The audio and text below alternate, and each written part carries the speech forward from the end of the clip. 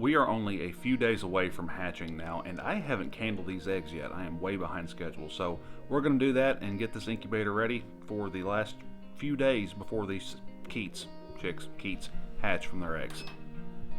Let's start with that one. That's a good date right there. So it's a little hard to see, but that's a good egg, and I'll show you a bad egg so you can see the difference. Can you see the shadow right there? There's a chick in that egg. Alright, there you can see a bad one. See, it just looks pale. There's no dark spot. There's nothing inside that. That egg didn't take. So to me, this egg looks like it started to develop, but it didn't. But it's hard to tell with the lighting I have right now. So I'm just going to leave it in there. That one looks good. Do you see the line? There's a chick on this side, and that's the side that it's not on. This is so much fun. I have so much fun with this. This little port here is how you control humidity in the incubator.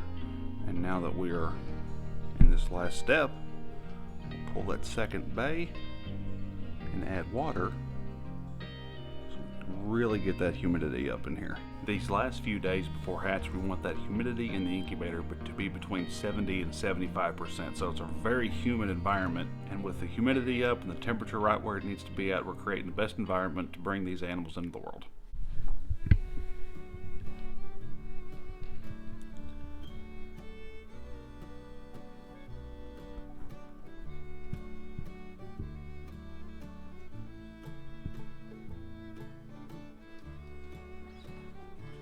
This hatch has not been what we were hoping for so far.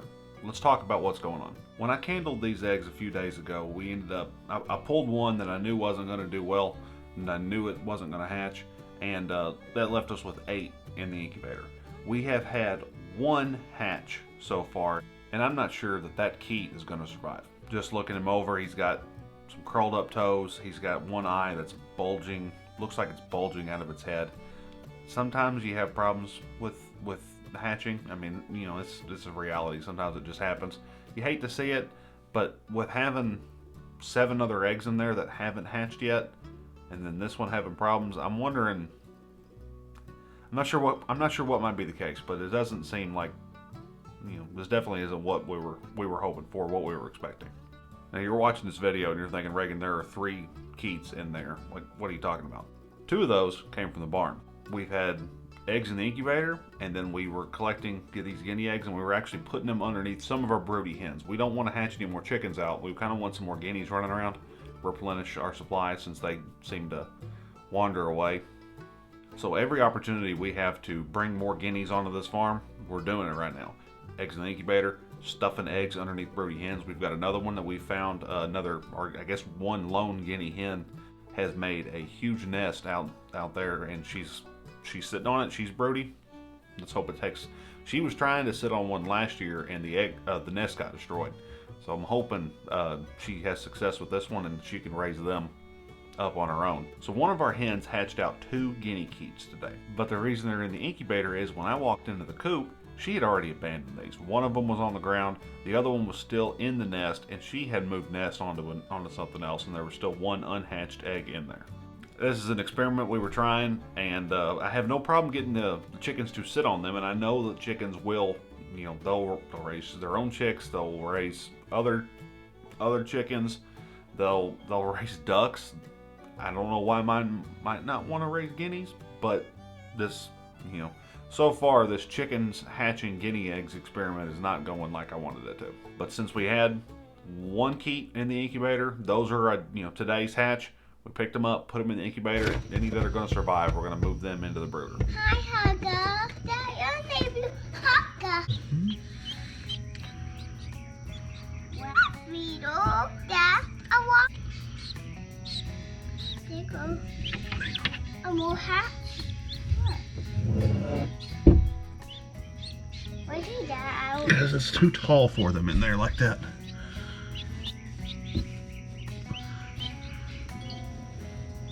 I said I did.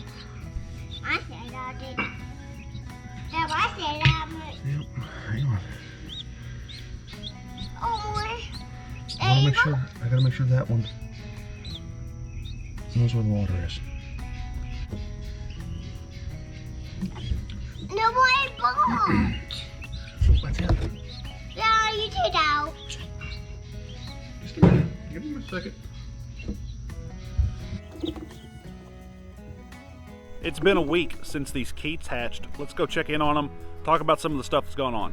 The keet I was concerned about didn't make it.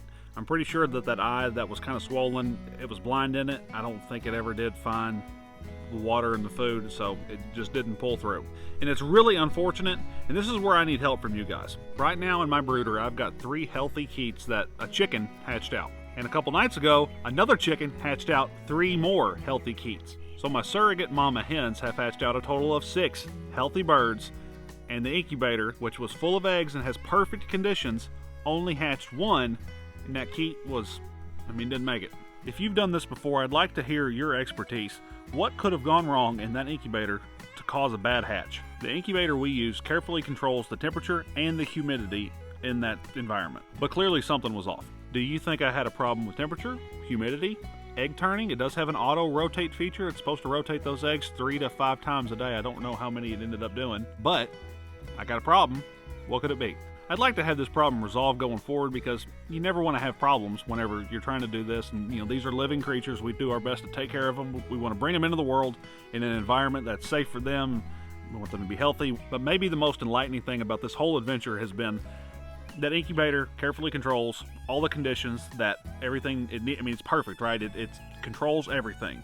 And yet the mama hens out here, not in the elements, but they're in the barn. They're subject to highs and lows throughout the day, and if the temperature is something or the humidity is different, they're subject to that. And yet I've had nearly a perfect hatch from my mama hens, my surrogate mama hens this year.